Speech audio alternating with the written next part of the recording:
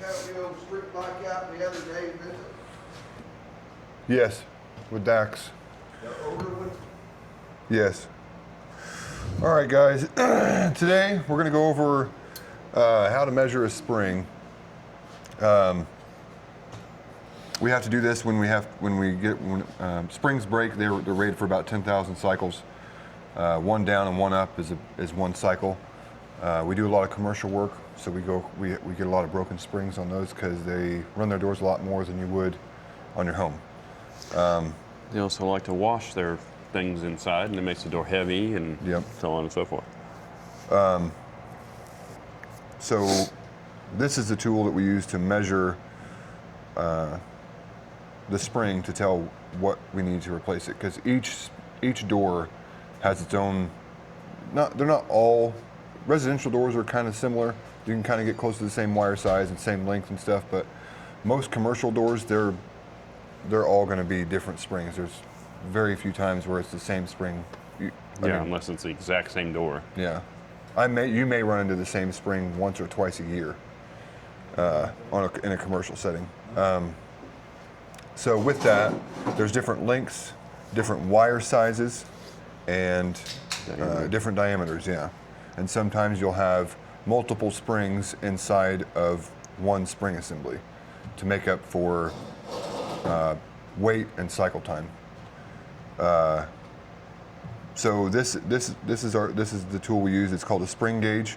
On it, there are multiple different numbers across there that tell different wire sizes, and there's also dots across this that show inside diameter, but they don't list the number next to that dot. So this side's kind of useless, but we definitely use this side over here that tells all your different wire sizes. What we always do when we get there is, if it's a broken spring, you need to count 20 coils. So if it's broken and there's only like 4 or 5 over here, go to this side, take your spring gauge, and then you smack it in there so it's actually inside the spring, and that's not going to fall out. And don't try to fight it to where it's parallel with the spring. Don't turn it so that it's parallel. Let it sit there, because the coils are sitting at a specific direction anyway, and just count the coils from there. And it's 20 coils. So we would count 20 coils from this side. That's your first coil right there. And they would count 20 from there. 1, 2, 3, 4, 5, 6, 7, 8, 9, 10, 11, 12, 13, 14, 15, 16, 17, 18, 19, 20. So this is a 243 wire. And starting out, do that 2 or 3 times to make sure you get the same number more than once.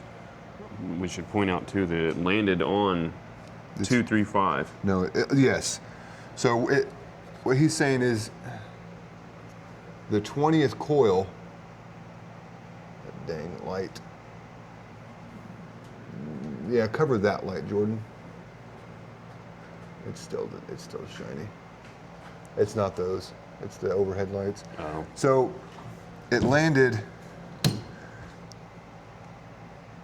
There we go. This is terrible. It landed on 235, but the actual, it's what's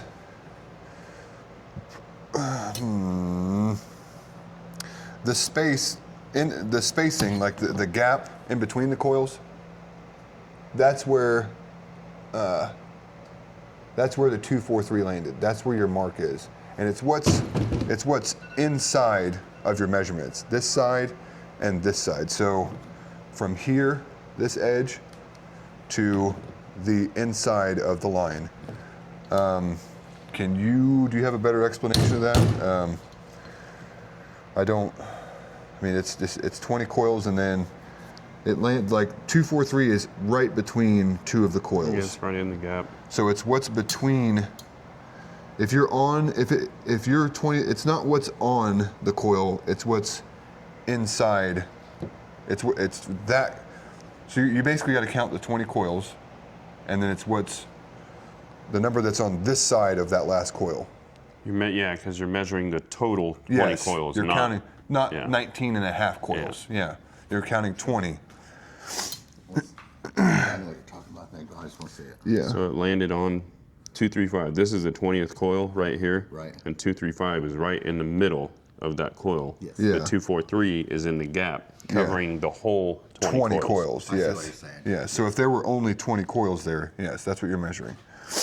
That happened to me yesterday when we were at what's-her-name's house. Marcia? Yeah. Because before I had seen what it was on the tag that they had there, Yeah. I counted the 20th coil and there was a number directly on it. But if I would have went in between the space after 20 and in between 21, that was the exact same coil. Yeah. And you also have to be careful with, like on a 6-inch spring, they normally have the filler cone baffle. in the middle. In the baffle. And that will keep the spring from sagging too much. But if you notice it's sagging a lot, that's going to create wrong measurements. Your gauge is going to be like, your spring is going to be like this on your gauge. So trying to get that to line up with it, you can, but maybe have someone help you lift that spring flat. Okay, yeah. I was gonna So say. that you're getting an accurate measurement. Because I'd if rather that's lift that bent, spring than bend this. yeah. Because if that's bent, then and you count 20, it's going to be an inaccurate measurement. I have a question. With them being that close, say that I used the 207 instead of what it actually was, how big of a difference would that be on service spring? Would that matter? Not much. No, you can usually go up or down one wire size. But it matters if we're ordering them, correct? Yeah, yeah. Because then, if the next person does the same thing, uses the same tolerance, and they go down as you went down, now you're 2 sizes off. Which means it'd make it tighter, it'd be a lot hotter. Yeah, yeah. Yeah, hot off the ground, dead up top, Yeah, most likely. because it would run out of pressure up top. So always make sure that where you're measuring, these coils are touching each other. Sometimes the spring will get damaged and it'll be kind of stretched. Make sure that it's pulled in and all these coils, wherever you're measuring, those coils are touching, because again, if it's like that and it's spread out, that's going to be an inaccurate measurement. That's not going to be your 20 coils.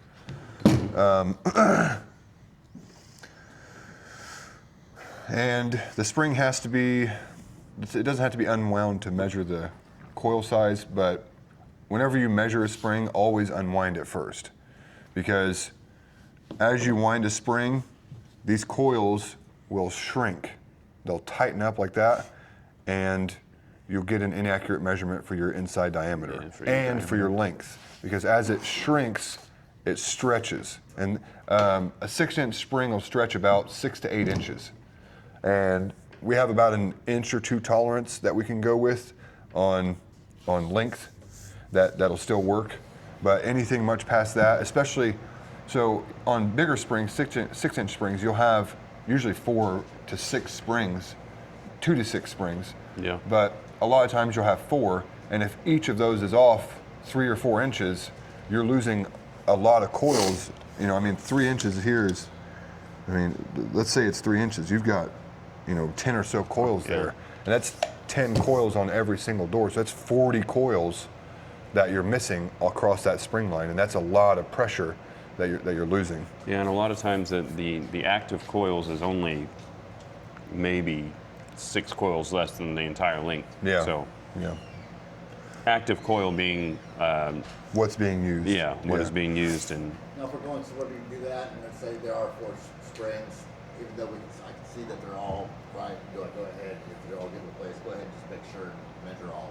Do you do that? No, Measure the one of them, yeah, because they should all be the same. But normally, that's a good point, though, because in many, I'd say I've ran into, over the 15 years or so, I've ran into probably 10 of them where in a residential situation they've had a 243 on one side and a 225 on the other, and I think we've installed new that way.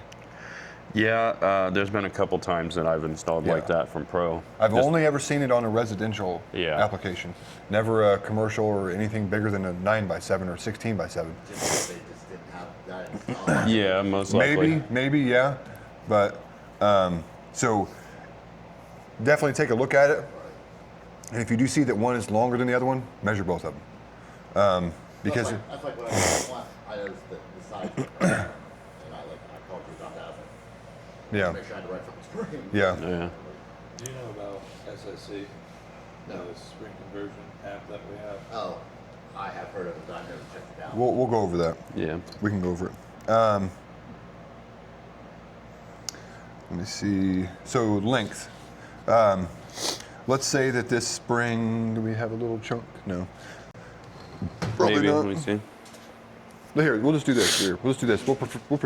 We'll pretend your phone is a spring. There we go. So let's say that this is part of the broken spring. This has the cone on it, and we can do that. Hang on. I've got one in the back of truck 3. Winding cone? The broken one that we have. What size is it? Oh. You want to go get it? It was a 262. Yeah, but you're all the way back there. Fuck it. It's all good. Sure. Yeah, you're good.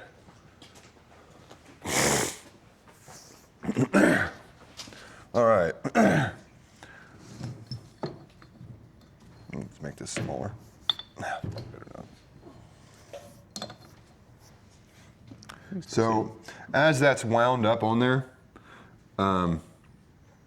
you don't measure. You only measure the coils, not the outside of the cone. You're measuring. You're starting wherever the coils are at. The last coil may reach that last one, maybe not. It might be on the second to last. So you're measuring the coils only. You're not measuring the back side of that cone. Same deal here.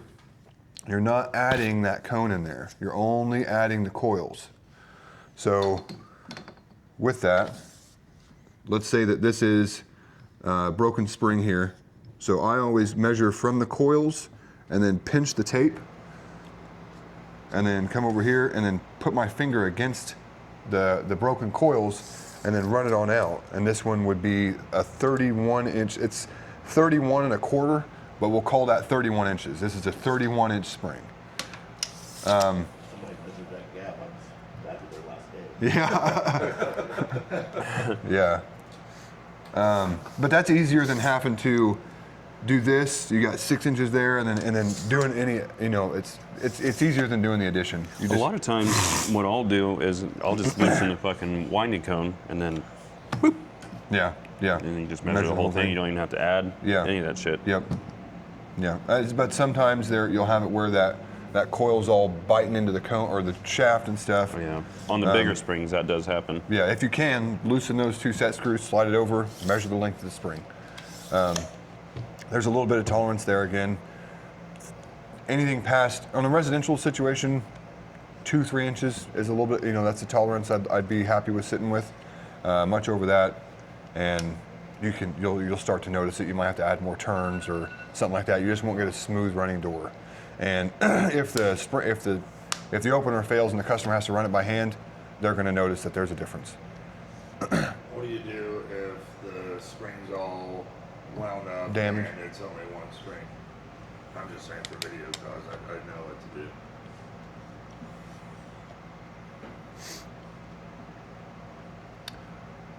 do.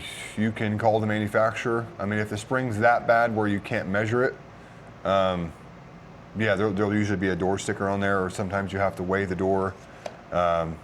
Use our spring app to weigh the door and come up with what the spring would actually be. Yeah, I just had to weigh the door for Lanham because he had the teardrop torsion tube shit. Yeah. So I had to weigh the door and make the spring. So now, inside diameter of the spring. This is a 2-inch spring, and you can see here. We'll go hold that.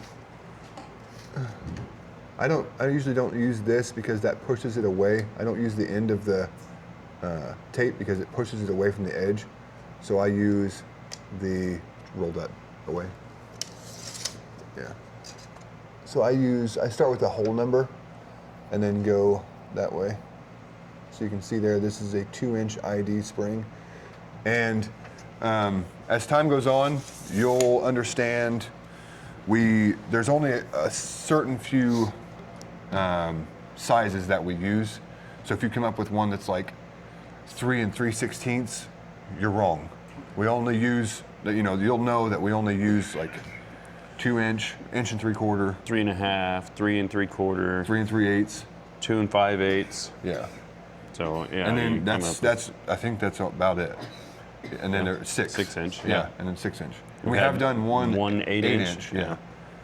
So if it's not one of those numbers, check again. Always double check your measurements when you're new to make sure that you're getting. And then you could even take a picture of it. There is a lot of times, most of the time, there's going to be a shaft in the way, and you're going to have to push the spring to one side of that shaft, and then. Sorry, the camera shut off here. You'll have to push the spring to one side of that shaft, and then get your measurement. If you have 2 people with you, have them measure it as well if you're unsure, so that we can get the right spring and not order the wrong stuff, and then have to order it again because the door isn't I'll do all those things. balanced properly. Yeah. That's the hardest thing I would say is measuring the inside diameter, because you have to push the. Yeah, especially on something bigger, or if it has a fucking baffle in the middle of it, Yeah. and you gotta fight shit. A lot of the times, though, you can find, Yeah. if we have not replaced the spring, you can find the diameter on the stationary cone. Is it on that one? It is not on this one. If it comes from the manufacturer, it is normally on there. Yeah. Bigger But- springs are usually going to have them on there. Yeah. Yeah. Yeah. And there is Rainer, I think it's Rainer. They have little metal tabs, little metal tags that tells the exact size of what the spring is. Sometimes those are gone. Most of the time they're there though. Yeah, I don't think it tells you diameter, but it does tell you coil size or wire size I and think it's length. I think it's all 3. Does it say diameter Yeah, too? I think so. And you Did can it say always diameter yesterday? you can always cut those off and bring those with you back to the shop, or take a picture of it to make sure. I don't think Brainers did yesterday. I just have It was There old was as a shit letter though. But behind the length too. It was like 32B. And we can always, even starting out, we can get in the practice of, if you're holding, you can hold your spring there and have your partner take a picture of the inside diameter of you holding this tape here to make sure your measurement's accurate. Same with the spring gauge. Set that there, take a picture of it. That way we can ensure that you're getting the right numbers. Because we've ordered a lot of wrong springs. I've measured them wrong a few times. You've measured them wrong a few times. It happens, but we really want to limit that as much as we can, because the bigger springs, I mean, you're looking at that's really where it matters. It's a $1,200, big door. $1,300, $1,400 or more for a set of springs. Yes, send us something. So, yeah, and they're, once you have them, they're yours. Oh, man. They're all custom made. Let me see what else we got here. Don't forget that these are under a lot of pressure. If a door weighs, this door probably weighs 600 pounds. Yeah. So those springs are counterbalancing 600 pounds, 300 pounds a piece probably. So although you do have a bar that's like this long to wind with, or a winding bar, or a winder, if that gets away from you, if it slips out and your wrench is in it or your impact is in it, that stuff is coming at you with 300 pounds of pressure, and it does not end well. So always be very careful. And you guys can join the Facebook groups. There's some horror stories on there. There's some bad pictures on there, and you can see that people do get hurt. We have a customer a year probably come in here that have tried doing the springs themselves, and we get to this job site and there's blood all over the place because they thought they knew what they were doing. So always be careful when you're messing with these springs. We had one old man come in and he got springs from us, and are you sure you want to do this? Yep. Yeah, I can do it. I took them off. He came back in next couple days later or a week later, had his Hand hand all over. bandaged up, and said it ate him. Yep. So The bigger ones, they'll still make me nervous when we're putting. It's like it says it needs 10 turns, and we're putting it on there, and it's like, man, this is a lot. This is, and you're 25, 30 feet in the air and Yeah. winding that up, it still makes me nervous sometimes. So just be careful with them. Yeah, always ensure proper technique. I've had them break on me while winding them. I've had that happen once. Yeah, I think it's been twice for me now. Rewinding rewinding a used spring. Band-Aid. Did we go over Band-Aids? No, Yes. we can. Did we? I think we did. What happened? What No, happened? no, no. We'll do it again. What Yeah, does I happen when one of those break? I've never seen one break. It's pretty cool. I mean, It's actually pretty cool. It's in a shaft, Right. so it usually just goes back and forth and gets all crazy. But you can have little pieces break off as it's doing all that and come at you. I mean, it could bend the shaft and start getting hairy that way. I always just turn my head and hold on to the lift and just let it do its thing, and then whatever it's messed up, when you turn around, you fix it. But Yeah.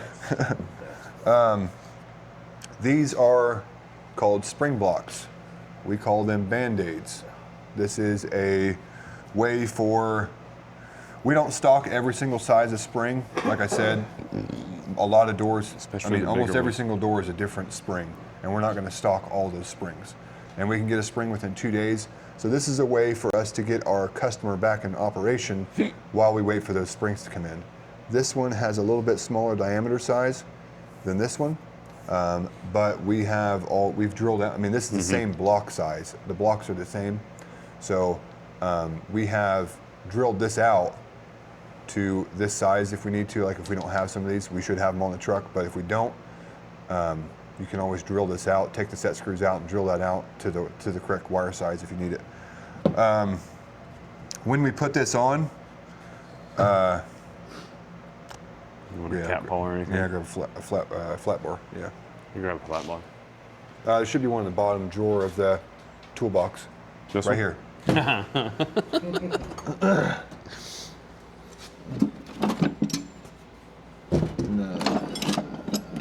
Got this. No. There's not one. Get a flat bar, Jordan.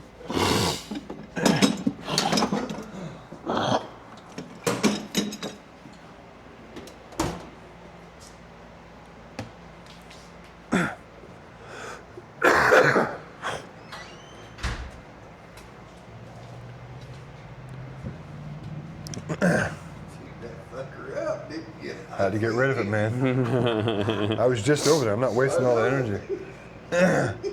Wash it down. I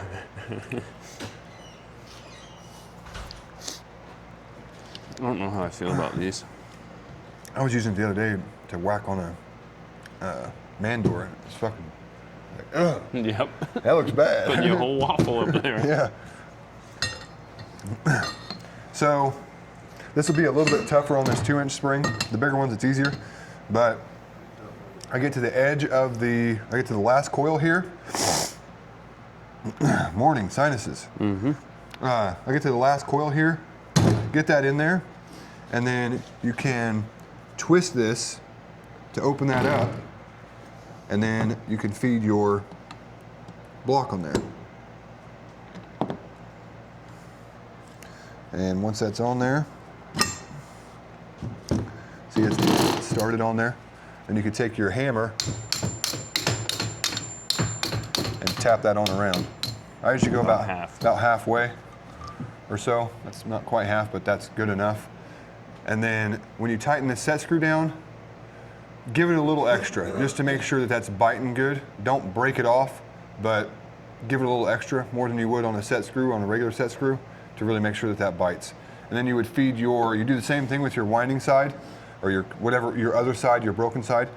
You'd spread that apart, feed that on there a little bit. Make sure that on a 6-inch spring, or a bigger spring, that your wire's not all crazy here. Make sure it has a good bite inside the cone still, and then you can wind that back on there. But if it's crazy, we'll even up to about 6 inches or so.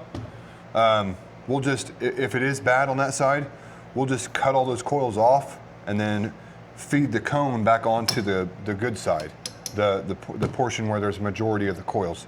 We'll feed that back on there, and then when I wind these back up after they're broken, let's say it takes 13 turns, I'll put 10 on it. 10 or 11 on it. No. That way, I'm not putting extra stress on this or on this already weak spring. It's already going to break, so. You gotta be careful with that too, though, because if you that many turns, I feel like it's gonna start counteracting.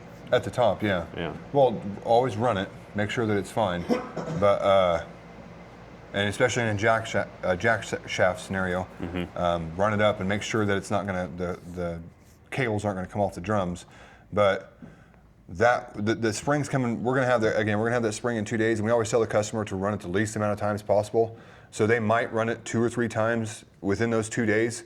And as long as, I mean, if I run it up and down and everything works fine, I'm totally comfortable with them running it for 2 days on not as many turns as the opener should have, because those openers are pretty robust, and they'll put up with some stuff. They would probably run the door without springs on it. Yeah. But Especially a gearhead. yeah. So yeah, that's, and then again, tighten these down real hard, both of them. Now, so obviously this is not the correct diameter. Would you advise this? I think so, because it's not. I mean, that's still going to really get a good bite on there. It's going to You shift to kinda this. push it, yeah, it'll Yeah, it's push going it to down. shift off to the side a little bit, but I think it's still going to get a really good bite. And in a situation, we're only dealing with a 2-inch spring, so I would for sure be okay with this. Okay. These things are pretty expensive. If it's easy to get them off of there, take it off and save it. Put it back in the truck. This is still a good part. I would rather not keep buying them over and over again. But if it's on there and it's hard to get off, totally fine with just throwing it in the dumpster. We'll get more.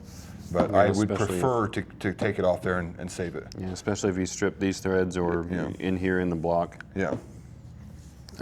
I find it easy too to put it on the stationary side first, because then you can move this side. Yeah. Yeah. Your winding side. Yep. Seems to be a lot easier. And you could twist. You can run that. You could twist the whole thing. Yeah. Yeah.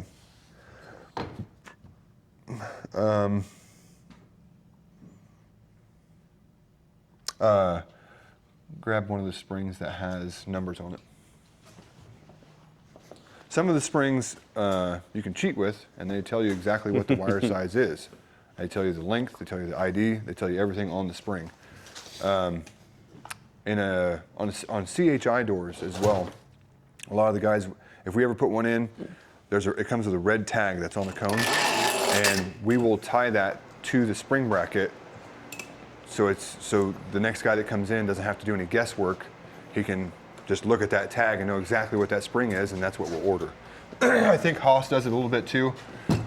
Pro does it. I mean, if we order specific springs, they have it on there. Yeah, so we would take this tag. I mean, it is written right here, but we would probably take this tag and put it on the spring bracket so that the next guy doesn't have to guess what it is. But this is, I mean, this one here, it's totally obvious of what this is. That is exactly what you would order to replace that spring. What does that say? 2.6, what is it? 2 5/8. Yeah, 2 5, so that'd be a 2 5/8 spring. But you can write that in your notes, and we would know exactly what that is.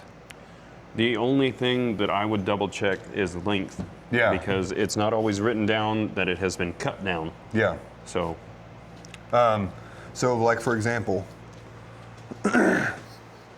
yeah, see, this one says 37, and it's 30 inches long. do they go from the outside to cones?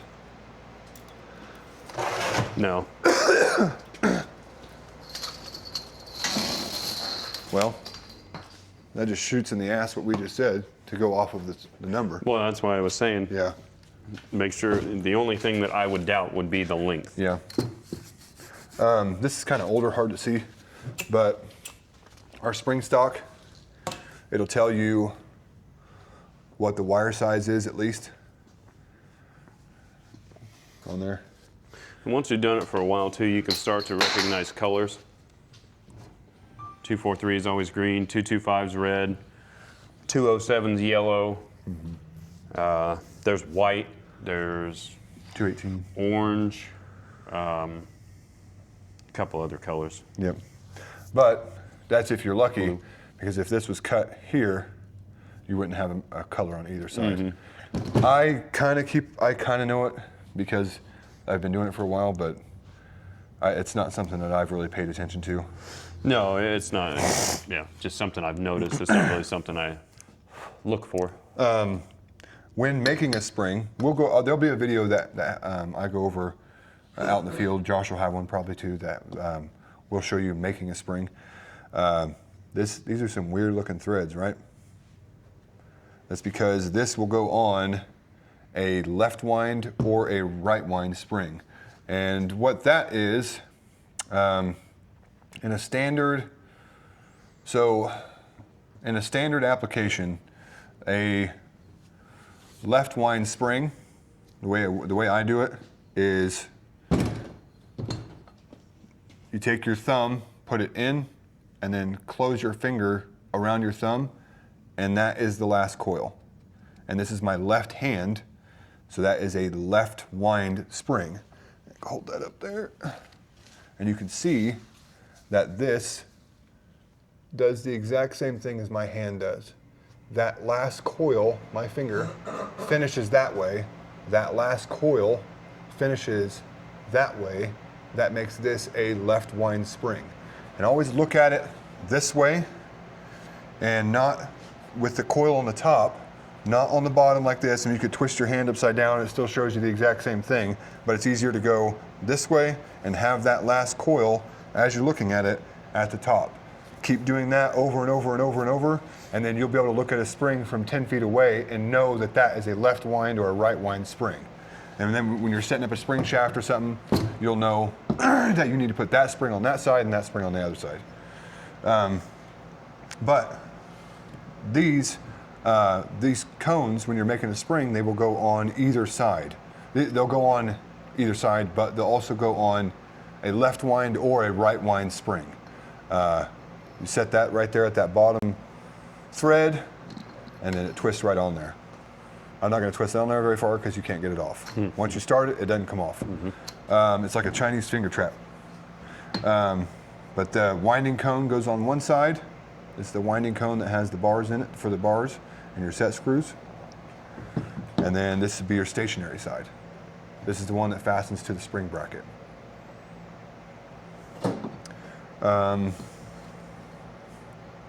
Also, let's say that you lost your spring gauge. Don't lose it. Don't lose it.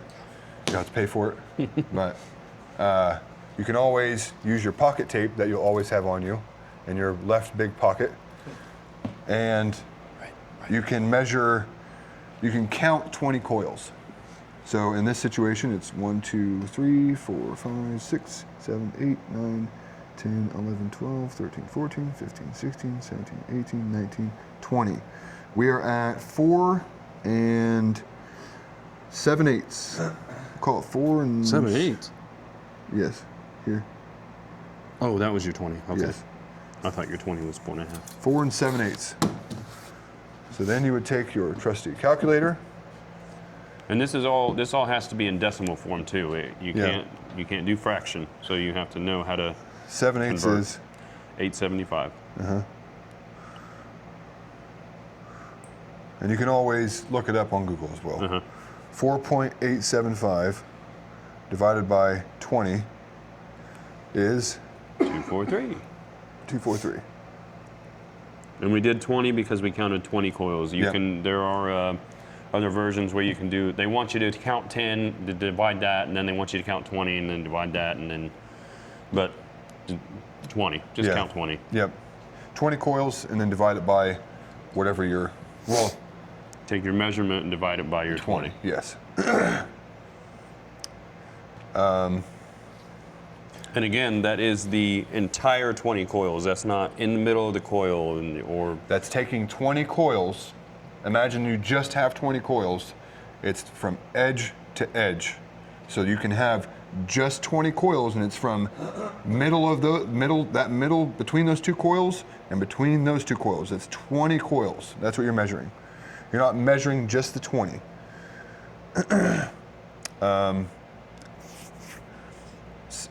Something I've seen over the years, I would say to stress the most when measuring these is do it 2 or 3 times. Just confirm. And if you're one of the guys, if you've been doing it for a while and you have a new guy with you, let him measure it, but then go up there and measure it again for him, and make sure that you guys get the same number. Have him do it 2 or 3 times. And then just that repetition, just doing that. I mean, by the 7th, 8th, 9th spring, you're going to know exactly what you're doing, and you're going to know what's right and what's wrong. If not, you're fired. Yeah, that's true. Let me see. And it is sometimes hard to retain because we don't do this daily. It happens in spurts. Like we just did 2 yesterday, and I haven't done one for fucking 2-3 weeks. So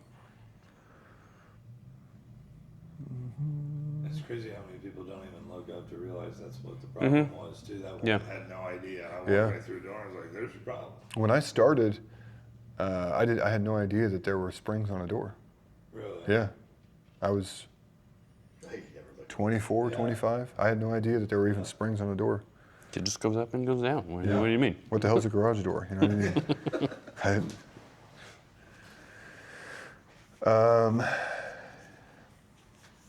What else do we have on?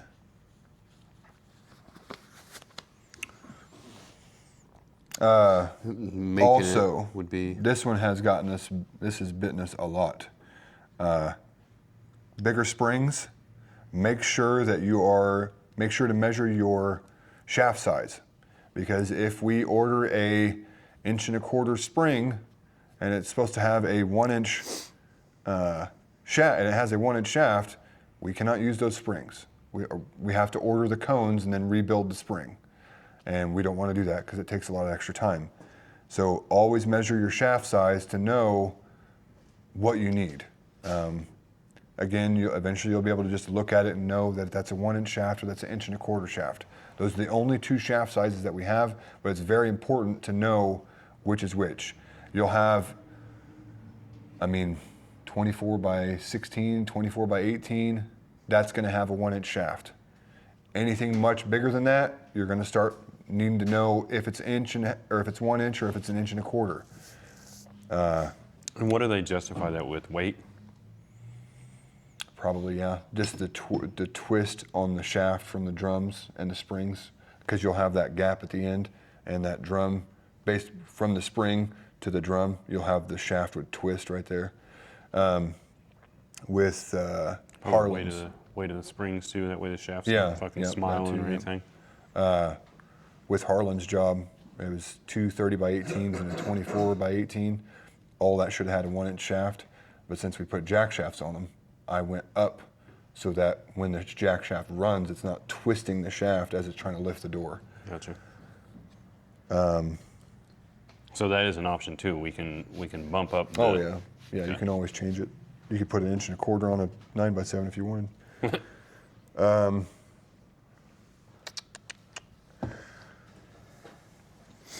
And we'll go over like assembling it too, like he was talking about, winding that in there.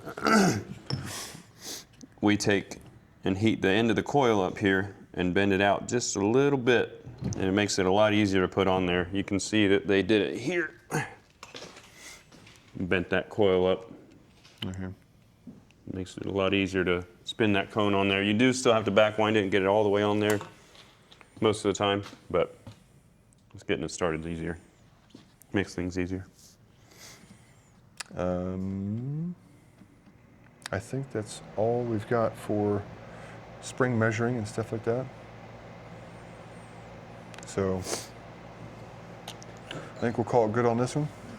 And if you guys ever have any questions about this, let us know. Talk to one of the senior techs, and we'll be able to help you out. Until next time. Until next time.